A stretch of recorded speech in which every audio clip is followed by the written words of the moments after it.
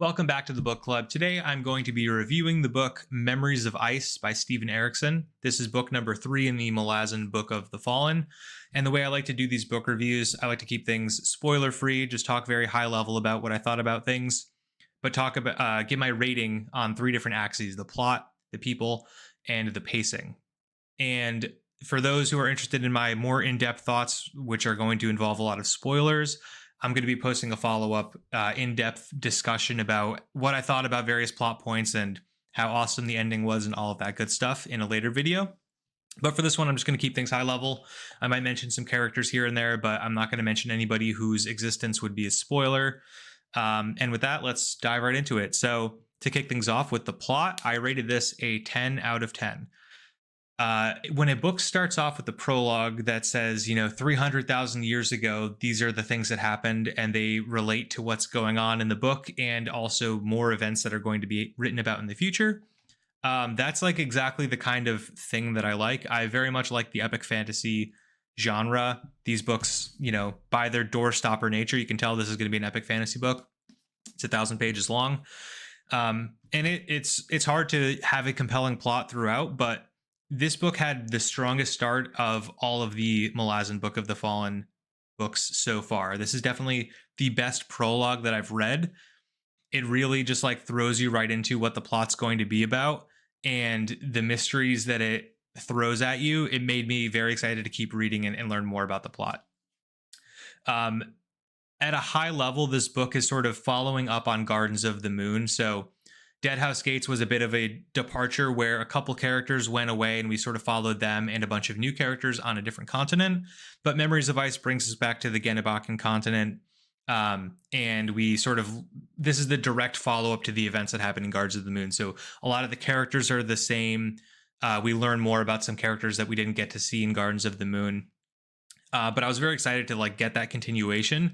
Learn more about the Panyan Seer, who is briefly mentioned in Gardens of the Moon as a new threat to this continent.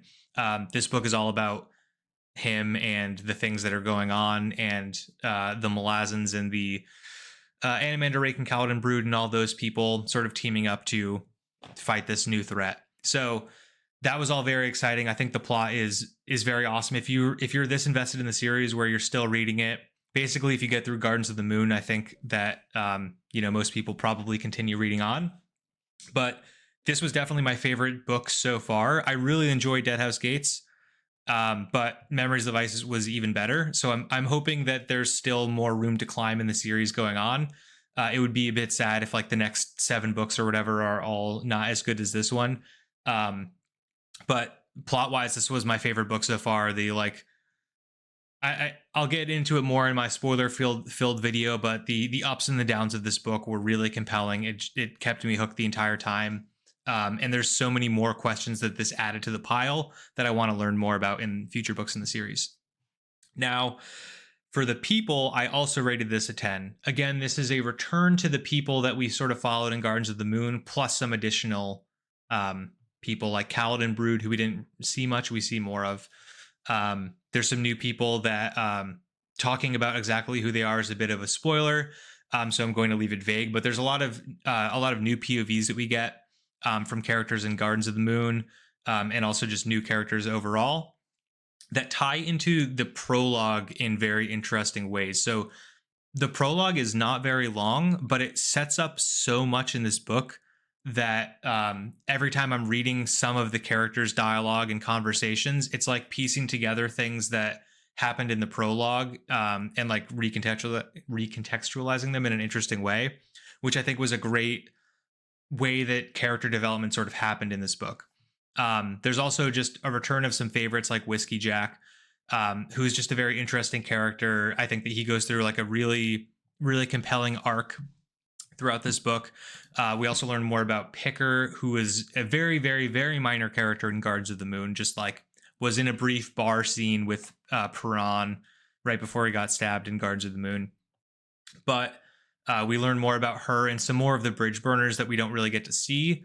We sort of had the main bridge burner contingent in Gardens of the Moon, who split off a bit, where Deadhouse Gates follows some of them and this book follows the others. But there's a bunch more bridge burners that we never hear about, and in this book we finally learn more about them.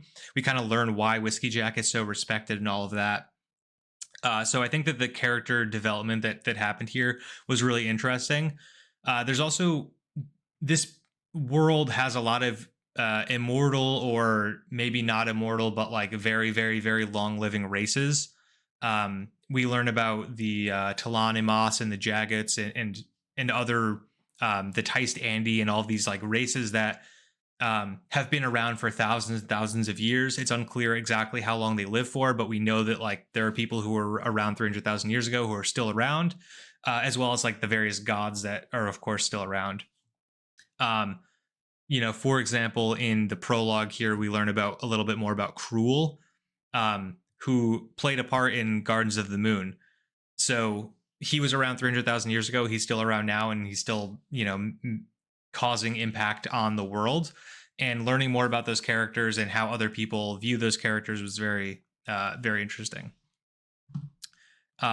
Lastly, we have pacing. So for pacing, I also rated this a 10. I think that I rated the pacing of Deadhouse Gates a 10 as well. And if I could rate this higher, I actually would. I think that the way that Steven Erikson, at least so far, has set up the way that his books are structured, helps the pacing be so good. I'll try to explain that a little bit more because I think that was almost incoherent. Each book so far has been divided up into 4 sections. The first section is like a setup. The second section is a sort of mini climax, and then the aftermath of that climax. And then section 3 is another setup to the next plot event. Section 4 is another climax and aftermath. And I think that so far, at least, the previous 3 books these 3 books in the series have all followed this pattern. And now that pattern is clear, because it was sort of followed in the first 2 books, it really set my expectations for what was going to happen in this book. I knew that section 1 was going to be a lot of building up, learning the new characters and what the situation is. Book 2 was going to be a climactic event, which you sort of know about while reading through the first section.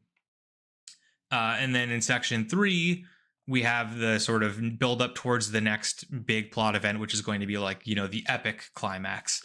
And then in the last section, we get the epic climax and sort of the aftermath of that. So I think because at this point it's a little formulaic, that's actually a good thing. This is a 1,000-page book. There's always like down points, like there's ups and downs in these epic fantasy novels. And sometimes the downs are a really long stretch where you have to like fight through, okay, I know that it's kind of boring now, it's going to get better in the future, like let me just power through this. But in these books, I really feel like I don't need to do that because I kind of know what I'm getting into. I don't know if this pattern continues to the future. This is something that I'm going to be, it'll be in the back of my head. I'll be thinking about it, and I'm going to see if this pattern continues. I don't know if like all of the other books have the same number of sections, or if they sort of follow the same like up down pattern where there's sort of 2 climaxes. But I think that that's helped the pacing for this book, where there's a lot of it's not just that it's a 1,000-page book, it's also extremely dense. There's a lot of characters, there's a lot of world building, there's a lot of information that gets thrown at you. And so having some level of expectation around what's going to happen, or like what types of events are going to happen in the various sections, actually helps understand what you're getting into when you pick up the book to read the next chapter. So I think that that's like a very helpful pattern to have. So again, I'm going to be keeping an eye on this, and going to figure out if that continues on in the future or not. But at least that's the reason why I think the pacing of this book was so good. So that concludes my review of Memories of Ice by Steven Erikson. So far, my favorite book in the Malazan Book of the Fallen series. I've been doing a section of these videos where I say, will I continue reading? I think the answer to that is, of course, I'm going to keep reading the series at this point. I feel very invested in this world. So far, again, Memories of Ice has been my favorite book so far. So it adds some extra fuel to the fire for me to want to continue reading the events that happen in the prologue that have sort of happened throughout the book. We set the new threat that gets set up. It's all very compelling to me. I need to see this series through. So I will be continuing on the series. As I've been doing with the Malazan books, I've been reading some other books in between just because these books take a long time to get through and it's just very dense. So I like to throw in some lighter reads in between. So for those who have watched through this video so far, I very much appreciate it.